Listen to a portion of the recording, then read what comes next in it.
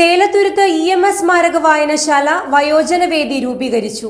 Taluk library council മുൻ secretary VG Joshi ഉദ്ഘാടനം ചെയ്തു. പുസ്തക വിതരണത്തിന് പുറത്ത് സാമൂഹ്യ വിജ്ഞാനത്തിന്റെ മേഖലയിലേക്കും വായനശാലകൾ മാറേണ്ടതുണ്ടെന്ന കാഴ്ചപ്പാടിന്റെ അടിസ്ഥാനത്തിലാണ് തേലത്തുരുത്ത് EMS സ്മാരക വായനശാല വയോജനവേദിക്ക് രൂപം നൽകിയത്. കേരള ഓഡിറ്റോറിയത്തിൽ നടന്ന വയോജനവേദി രൂപീകരണത്തിന്റെ ഉദ്ഘാടനം താലൂക്ക് ലൈബ്രറി കൗൺസിൽ മുൻ സെക്രട്ടറി VG ജോഷി നിർവഹിച്ചു.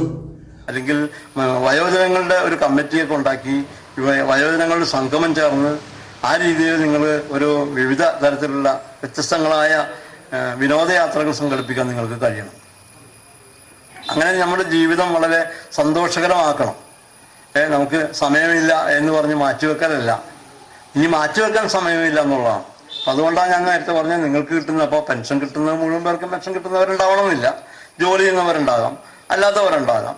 ഇവരൊക്കെ കുറേശ്ശെ തുക സ്വരൂപിച്ച് നന്നായി ഒരു ടൂറൊക്കെ പ്ലാൻ ചെയ്ത് ഇടയ്ക്കിടയ്ക്ക് ഇതേപോലെയുള്ള യോഗങ്ങൾ ചേർന്ന് ആരോഗ്യ ക്ലാസ്സുകൾ, നമ്മുടെ ജീവിതശൈലിയുമായി ബന്ധപ്പെട്ടുള്ള ക്ലാസ്സുകൾ. ഇപ്പോൾ ഈ നവംബർ 14-ാം തീയതി എന്തായിരുന്നു പ്രത്യേകത? നവംബർ 14-ാം തീയതി നമ്മുടെ ഇന്ത്യയുടെ മുൻ പ്രധാനമന്ത്രി നെഹ്റുവിൻ്റെ ജന്മദിനമായിരുന്നു അല്ലേ? 1964 മുതലാണ് അത് ആ ജന്മദിനം ആഘോഷിക്കാൻ തുടങ്ങി.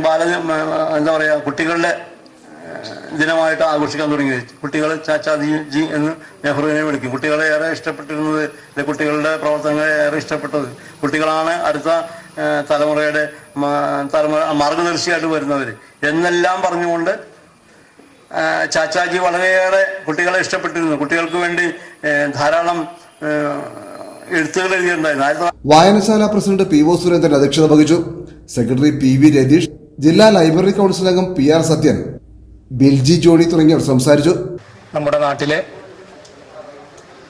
പ്രായം ചെന്ന നമ്മുടെ കാരണവന്മാരെ ചേർത്ത് നിർത്തുന്നതിന് വേണ്ടി നമ്മുടെ വായനശാല നടത്തുന്ന ആദ്യ സംരംഭമാണ് ഈ യോഗം. ഇതിൻ്റെ മറ്റ് വിശദമായ കാര്യങ്ങൾ ഇതിൻ്റെ പ്രസിഡന്റ് വളരെ വിശദമായി നിങ്ങളോട് സംസാരിക്കും. നമുക്ക് നമ്മുടെ നാട്ടിൽ ഒരുപക്ഷെ ഒരു 60-65 പേരെയാണ് ഞങ്ങൾ ആദ്യത്തെ ലിസ്റ്റിൽ ഞങ്ങൾ കണ്ടത്. പക്ഷെ അതിനെല്ലാം അപ്പുറം ഇനിയും ആളുകളുണ്ട് എന്നാണ് നമുക്ക് മനസ്സിലാക്കാൻ കഴിയുന്നത്.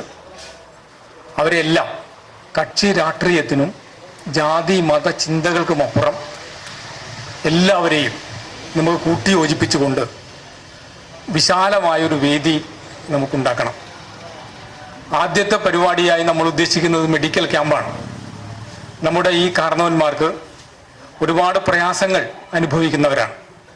കൈവേദന, കാലുവേദന, മുട്ടുവേദന ഇത്യാദി പ്രശ്നങ്ങൾ കൊണ്ട് ജീവിതത്തിൻ്റെ ഒരു ഘട്ടം കഴിഞ്ഞവരാണ് നമ്മൾ. അതുകൊണ്ട് അവർക്ക് ആവശ്യമായ വിധത്തിലുള്ള ഒരു പരിരക്ഷ, ഒരു സഹായം ആദ്യഘട്ടത്തിൽ ഉണ്ടാകണം എന്ന് ഈ വയോജന വേദി രൂപീകരിക്കുമ്പോൾ നമ്മുടെ മനസ്സിലുള്ള ആശയമാണ്.